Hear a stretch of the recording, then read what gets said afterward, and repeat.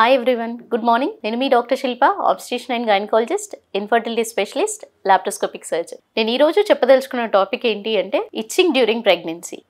Itching అంటే ప్రోరైటిస్ during pregnancy ఎందుకు వస్తుంది? ఇచ్చింగ్ అనేది యూజువల్లీ మోస్ట్ కామన్ ఏంటి, డ్రైనెస్ ఆఫ్ ద స్కిన్ కానీ ప్రెగ్నెంట్ ఉమెన్కి ఎక్కువగా స్కిన్కి వాస్కులారిటీ, రక్త ప్రసరణ అనేది పెరగడం జరుగుతుంది.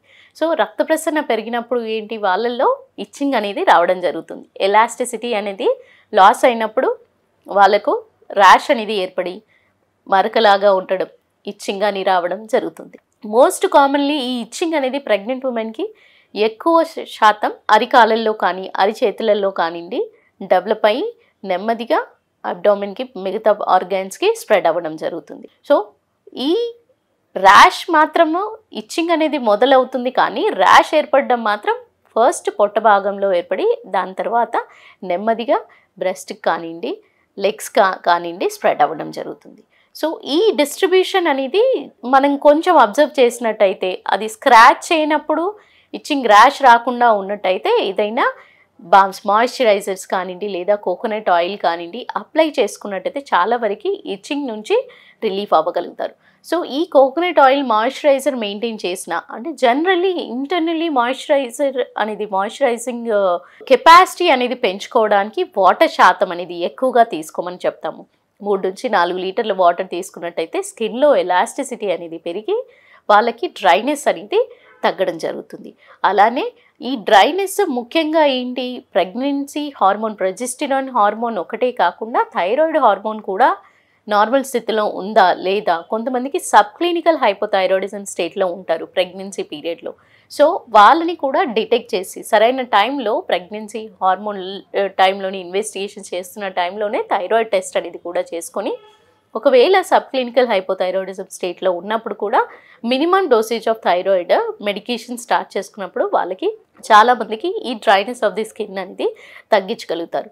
సో దానివల్ల వచ్చే ఇచ్చింగ్ని కూడా కంట్రోల్ చేసుకోగలుగుతారు. సో ఇదే కాకుండా కొంతమందికి ఏంటి, ఇవన్నీ యూజ్ చేస్తున్నా అంతా మెయింటైన్ చేస్తున్నా కానీ ఇచ్చింగ్ అంటూ కొంతమందికి ఎక్కువగా ఉంటుంది.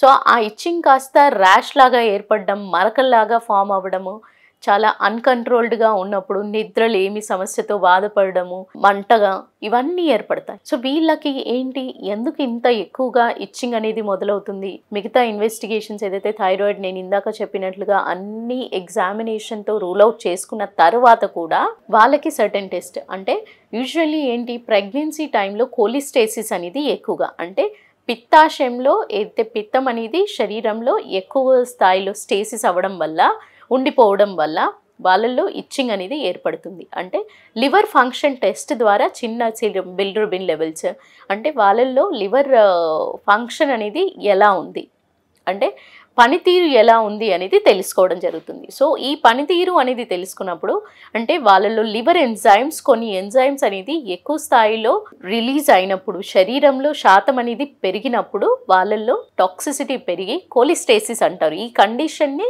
లివర్ కోలిస్టేసిస్ డ్యూరింగ్ ద ప్రెగ్నెన్సీ అని అనడం జరుగుతుంది.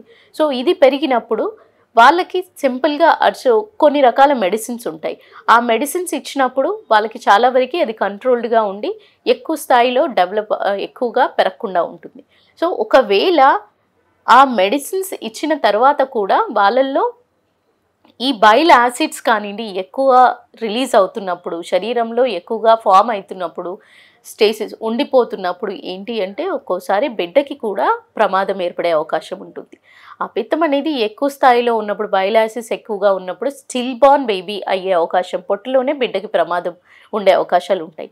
సో ఇలా ఉన్నప్పుడు వాళ్ళకి continuous monitoring, liver function test, scans చేసుకుంటూ ఉండి మానిటర్ చేసుకుంటూ ఉండి బైల్ యాసిడ్స్ అసలు కంట్రోల్కి ఎంత మెడిసిన్స్ పెట్టినా కంట్రోల్కి రానప్పుడు వాళ్ళకి డెఫినెట్లీ డెలివరీ తొందరగా ప్లాన్ చేసి, వెదర్ అది ప్రీటర్మ్ డెలివరీ అయినా పర్వాలేదు, బేబీ వెయిట్ చూసుకొని డెలివరీ చేసి NICU అడ్మిషన్లో పెట్టి బిడ్డని మానిటరింగ్ చేస్తూ ఉన్నట్టయితే తల్లిని కాపాడగలుగుతారు. ఎప్పుడైతే డెలివరీ అయిన తర్వాత తల్లికి అన్ని రకాల మెడిసిన్స్కి ఆప్షన్ అంటూ ఉంటుంది.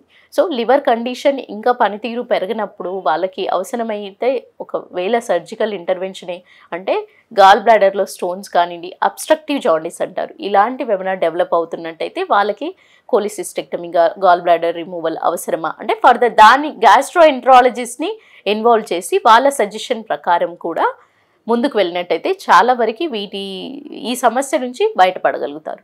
సో ఇచ్చింగ్ అనేది సింపుల్గా ఇచ్చింగ్ అనేది ప్రెగ్నెన్సీలో కామన్ అని ఇగ్నోర్ చేయకుండా చిన్నగా మీ గైనకాలజిస్ట్ని సరిగ్గా అప్రోచ్తో వెళ్ళి నెమ్మదిగా గమనిస్తూ ట్రీట్మెంట్ అనేది తీసుకున్నప్పుడు చాలా వరకు కాంప్లికేషన్స్ తల్లి పరంగా కానీ బిడ్డ పరంగా కానీ అరెస్ట్ చేయగలుగుతారు. ఈ వీడియో మీకు హెల్ప్ అయిందని అనుకుంటున్నాను. Thank you.